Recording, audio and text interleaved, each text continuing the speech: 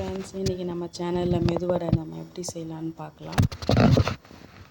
முதல்ல கொஞ்சம் உளுத்தம்பருப்பு எடுத்து ஒரு கிளாஸ் அளவுக்கு நல்லா ஊற வச்சுக்கோங்க. ஒரு 2 ஹவர்ஸ் நல்லா ஊறின பிறகு அதை நல்லா ஒரு மிக்ஸி ஜாரில் போட்டு ஒரு அரை ஸ்பூன்லேருந்து ஒரு ஸ்பூன் உங்களுக்கு தேவையான அளவுக்கு உப்பு சேர்த்து நல்லா அரைச்சி வச்சுக்கலாம். அரைச்சி எடுத்துகிட்டு பிறகு நல்லா தண்ணி கொதிச்சு நல்லா சாஃப்டாக அரைச்சி எடுத்துக்கோங்க. அரைச்சிட்ட பிறகு 3 ஸ்பூனு அரிசி மாவு, கொஞ்சம் கொத்தமல்லி கருவேப்பிலை, ஒரு 3லேருந்து 4 பச்சை மிளகாய், ஒரு 3 வெங்காயம் நல்லா பொடியாக நல்லா நறுக்கிக்கோங்க. இது நறுக்கின பிறகு அரிசி மாவு கொஞ்சம் 3 ஸ்பூன் அரிசி மாவை சேர்த்துக்கலாம். நறுக்கின கொத்தமல்லி, பச்சை மிளகாய், வெங்காயம் இது 3த்தையும் சேர்த்து நல்லா மாவில் கலந்து நல்லா மிக்ஸ் பண்ணி எடுத்து வச்சுக்கோங்க. இப்போ நான் மிக்ஸ் பண்ணுறேன் பாருங்கள், அந்த மாதிரி நல்லா மிக்ஸ் பண்ணி எடுத்துக்கோங்க. மிக்ஸ் பண்ண பிறகு ஒரு பக்கம் எண்ணெய் கடாயில் ஊற்றி நல்லா எண்ணெய் சூடேறட்டும். அடுப்பில் எடுத்து வச்சுருங்க. எண்ணெய் சூடேறட்டும். அது வரையும் ஒரு பக்கம், இன்னொரு பக்கம் நல்லா மிக்ஸ் பண்ணி எடுத்து வச்சுக்கோங்க. எடுத்து வச்சிட்ட பிறகு மீடியமான ஃப்ளேமில் அடுப்பு இருக்கட்டும். குறைவாகவும் இல்லாமல் அதிகமாகவும் இல்லாமல் மீடியமாக நல்லா தீய வச்சுக்கோங்க. அப்போ தான் போட்டு எடுக்க கரெக்டாக இருக்கும்.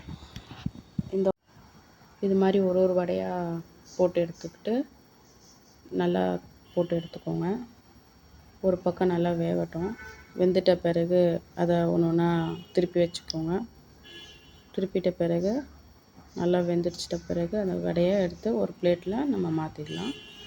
மாற்றிக்கிட்டு திருப்பியும் மறுபடியும் இன்னொரு முறை வடையை போட்டுக்கலாம். எப்படி வடையை நான் போடுறேன்றதும் காமிச்சிருக்கேன் பாருங்கள். அது எப்படி போட்டிருப்பேன்னா, ஒரு சிலர் ஒரு இலையிலையோ இல்லை இன்னொரு கையிலையோ போட்டு எடுப்பாங்க. எப்படி வேணாலும் போடலாங்க.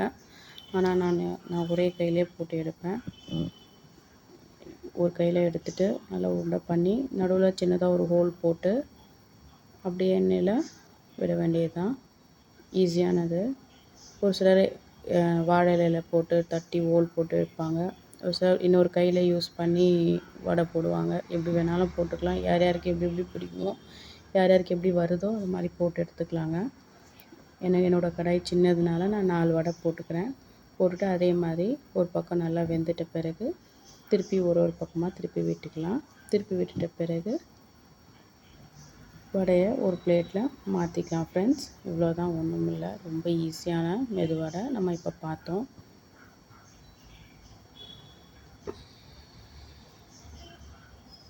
இவ்வளோதான், வெந்துடுச்சு. வெந்துட்ட பிறகு நான் ஒரு பிளேட்டில் எடுத்து வச்சுக்க போகிறேன்.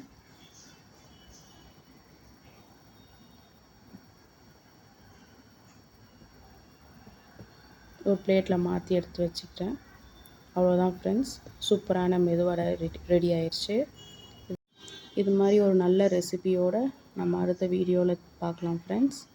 பாய்.